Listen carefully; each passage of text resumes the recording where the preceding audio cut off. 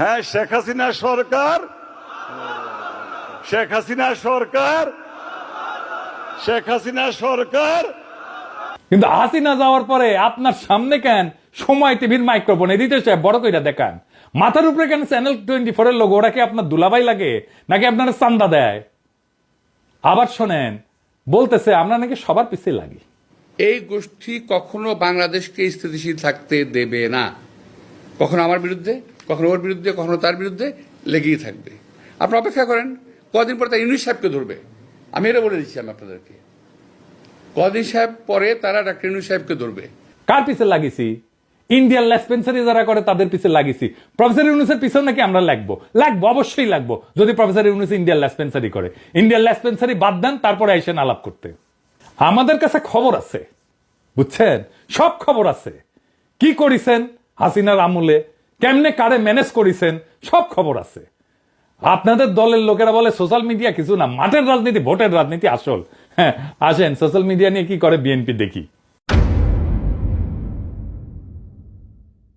BNP plan নিছে যে তাদের ফেসবুকের পোস্টে তো কেউ যায় না, মাসি মারে ওরা নিজেরা বসে, তো স্পন্সর পড়তে পয়সা খরচ কর, টাকা খরচ কর, তা করবে না তারা। বট রিয়াক্ট, বট মানে বুঝেছেন তো, যন্ত্র থেকে ওই যে লাইক শেয়ার দিবে, বুঝেছেন, কমেন্ট করবে, তো বট দিয়ে রিয়াক্ট দেন। দেখেন সব ভিয়েতনামের আইডি, দেখেছেন?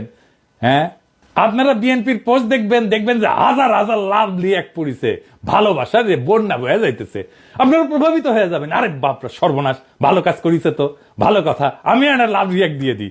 মানুষের সাথে এরকম প্রতারণা করতে পারে কেউ? আওয়ামী লীগ এরকম প্রতারণা করে নাই জনগণের সাথে, বিএনপি যেটা করছে, দেখেছেন? এটাই আপনাদের জার্নি, এটাই বাংলাদেশের রাজনীতি, এরাই হয় মন্ত্রী, দলের শীর্ষ নেতা, আর একাডেমিক যোগ্যতায় কেরানি হয়ে যার জীবন পার করার কথা ছিল, সে হয় মন্ত্রী। যার উপার্জনের ধান্দাই হইতেছে কিভাবে অন্যরে ঠকাবে, আরেকজনকে অতিরিক্ত সুবিধা দেবে, অন্যরে বঞ্চনা করবে, বা ভয় দেখায় উপার্জন করবে, চান্দা নেবে। আমি যদি 1 টাকা ইউটিউবে উপার্জন করি না, সেটা আমার ইনকাম ট্যাক্সের ফাইলে আছে, এটা আমার বৈধ উপার্জন। আমি 1 টাকা যদি খরচা করি, ওটাও দেখাইতে পারবো আমি কিভাবে এই 1 টাকা উপার্জন করছি। আপনি জিন্দেগিতে দেখাইতে পারবেন না কিভাবে আপনি ব্যাংক বানানোর টাকা পাইছেন, জিন্দেগিতে পারবেন না, চ্যালেঞ্জ দিলাম আপনাকে। আপনার বৈধ উপার্জন কি? আপনি নিজেই ঘোষণায় বলছেন বাড়ি ভাড়ার টাকা আর ব্যাংকে রাখা সঞ্চয়পত্র। বাড়ি ভাড়ার টাকায় পেট চালান, বসে বসে খান, আর ব্যাংকে রাখা সঞ্চয়পত্র ওইটি থেকে সুদ আসে, এটা হইতেছে আপনার উপার্জন। তাও এটা আজকের কথা না, 10 বছর আগের কথা। লজ্জা লাগে না আপনার? হ্যাঁ, আমার প্রত্যেকটা পয়সা হালাল, আপনার প্রত্যেকটা পয়সা হারাম। আপনি দাবি করতে পারবেন আপনার প্রত্যেকটা পয়সা হালাল? পারবেন না। বুকে হাত দিয়া বলবেন, আল্লাহর কসম কাইটা বলবেন, দেখাই দেবেন আপনার উপার্জন কিভাবে হয়েছে, কেমনে আপনি ব্যাংক করছেন।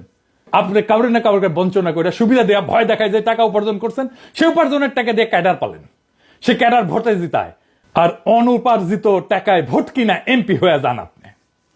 আপনার দলের লোকেরা ভোটের কথা বলে, ভোটের কথা গপ্প শুনেন না আমাদেরকে।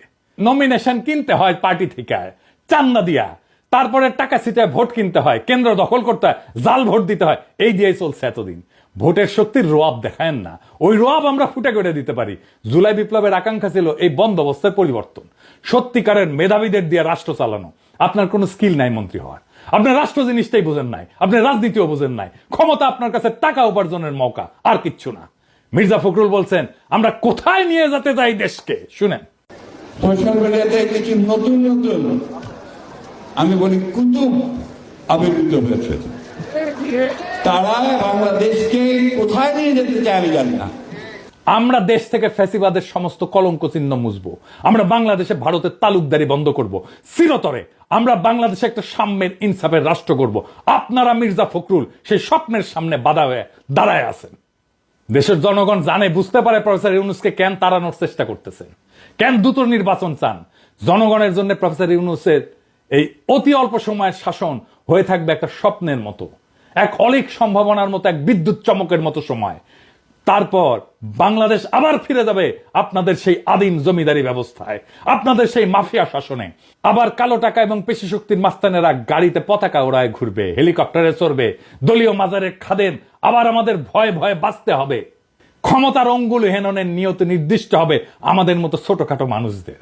আমরা জানি আমাদের দাসের জীবন, আমরা পুতুল নাচের রীতি কথার দুর্ভাগ্য পীড়িত জাতি, সমাজের সবচেয়ে অযোগ্য, অশিক্ষিত, দাম্ভিক, অসৎ মানুষের বড় গলা শোনা ভয়ের রাজ্যে জীবন মৃত আমরা। আমরা জানি আপনাদের বশংবৎ কোটাল পুত্রের ভিন্ন মতের আগাছা কেটে ফেলার অভিযানে আমরা যে কোনো সময় কচু কাটা হয়ে যেতে পারি। আমাদের জীবন মিথ অফ সিসিফাস। সিসিফাসের গল্প জানেন? আর এক অভিশপ্ত জীবন ছিল। পাহাড়ের নিচ থেকে পাথর ঠেলে ঠেলে ঠেলে ঠেলে যখন সে উপরে নিয়ে যায় একেবারে চূড়ায়, তারপর আবার সে পাথরটা নিচে পড়ে, আবার তার ঠেলে ঠেলে ঠেলে ঠেলে উপরে নিয়ে যেতে হয়। এটাই তার অভিশপ্ত জীবন। আমাদেরও বাংলাদেশের নাগরিকদের জীবন মিথ অফ সিসিফাস। আমাদের অভিশপ্ত জীবন সিসিফাসের মতো। আমাদের সন্তানেরা বারবার রক্ত দিবে এই ক্ষমতার রাক্ষস তাড়াইতে, আবার নতুন রাক্ষস এসে দখল করবে জনপদ। আমাদের আসলেই কোনো মুক্তি নাই। কিন্তু মির্জা আব্বাস মনে রেখেন, পৃথিবীতে যদি একজন মানুষও থাকে এই নষ্ট দুর্বৃত্তের রাজনীতির মুখোশ খুলে দেবে, সেটা আমি। ঈদের জামাতে যারা প্রফেসর ইউনূসের হাত ছুঁইছে তারা বলছে আকুল ভাবে ছাড়ার 5টা বছর থাকেন, কারণ তারা জানে ওই লোকটা তাদের মানুষের মর্যাদা দিছে। বেশি দিন লাগে নাই, মাত্র 7-8 মাস। মানুষ তার বিপুল সম্ভাবনা আর তাদের অফুরন্ত শক্তির খোঁজ পাইছে। জাতির প্রাণ শক্তি জায়গা উঠছে। এটাই বিপ্লব। আমরা এই পরিবর্তনের জন্য জান লড়াই দিছি, এই জন্য আমাদের বাচ্চারা জীবন দিছে জুলাই আগস্টে। এটাই বিপ্লবের রুহানি প্লাবন। সেই বিপ্লবের আইকন আজকে প্রফেসর ইউনূস। জনতার স্বপ্নের সামনে বাধা হইয়া দাঁড়াইলে জনতাই আপনাদেরকে রুখে দেবে। সেই দিন বুঝবেন সোশ্যাল মিডিয়া কি জিনিস। আপনারা ক্ষমতায় আসতে পারেন, কিন্তু কোনোভাবেই এই স্বপ্নের সময় প্রফেসর ইউনূসের করে দেওয়া যাওয়া অর্জনকে অতিক্রম করতে পারবেন না। আপনাদের সেই পরাজয় গাথা এখনই লেখা হয়ে গেছে, প্রত্যেক দিন লেখা হচ্ছে। এই নতুন বাংলাদেশের স্বপ্নে যারা অন্তরায় হয়ে দাঁড়াইছে তাদের ভবিষ্যৎ অনিবার্যভাবে ম্লান। ইতিহাসের নিয়মে জনগণের ইচ্ছার বিপরীতে দাঁড়ানো মানেই পরাজয়। মির্জা আব্বাস এবং তার মতো নেতৃত্বের অবসান অনিবার্য। আমরা জানি এই লড়াই শুধু ক্ষমতার না, এই লড়াই ইনসাফের, সাম্যের, মুক্তির। আমাদের তরুণ প্রজন্ম আজ যে নতুন বাংলাদেশের স্বপ্ন দেখছে, যেখানে দুর্বৃত্তের রাজনীতি, চাঁদাবাজির আধিপত্য কিংবা ক্ষমতার দম্ভের কোনো স্থান নাই, সেখানে থাকবে সৎ, মেধাবী, প্রগতিশীল নেতৃত্ব। প্রফেসর ইউনূস এই নতুন স্বপ্নের প্রতীক। তার নেতৃত্বে যে নতুন দেশ গড়ার লড়াই শুরু হয়েছে, তা জনতার হৃদয়ে আর এক বিপ্লবের আগুন জ্বালায় দিছে। এই আগুন নিভে যাওয়ার না। জনতা জানে, জনগণ জানে এই পরিবর্তন তাদের জীবনের, তাদের ভাগ্যের, তাদের সন্তানের ভবিষ্যতের প্রশ্ন। তাই মির্জা আব্বাস কিংবা তার মতো অতীতের রাজনীতির নেতাদের কাছে আমাদের একটাই বার্তা, সময় বদলাইছে, জনতার স্বপ্নকে দমায় রাখা যাবে না। নতুন বাংলাদেশে মিথ্যা, দুর্নীতি, ক্ষমতার অপব্যবহার থাকবে না। আমাদের লড়াই চলবে জুলাই আগস্ট বিপ্লবের প্রকৃত অর্থ বাস্তবায়ন না হওয়া পর্যন্ত।